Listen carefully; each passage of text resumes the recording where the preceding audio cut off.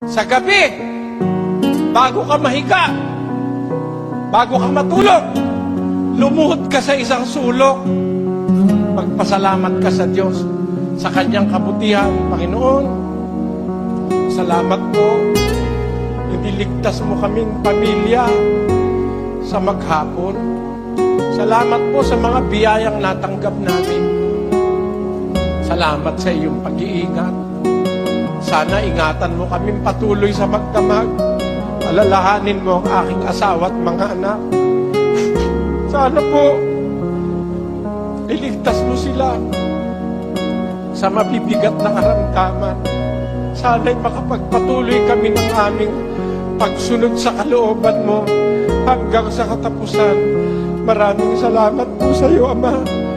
Amin. Sa pangalan ng aming Panginoong Hesus. Amen. Kapiraso lang yon, mga kapatid. Sabi ng Biblia, ang hain ng masama kasuklam-suklam sa Panginoon. Ngunit ang dalangin ng matuwid ay kanyang kaluguran. Sa bawat pagtalima mo, anak, sa iyong ama't ina, sa bawat pagmamahal na iukol mo sa iyong ama't ina at paggalang, natutuwa na ang Diyos. Hindi mahal ang kaluguran ng Diyos. It is within our resources and within our reach. Lalo na kung tayo nagpupuri sa pamamagitan ng pagpapasalamat. Kaya huwag niyong kakalimutan, mga kapatid, ang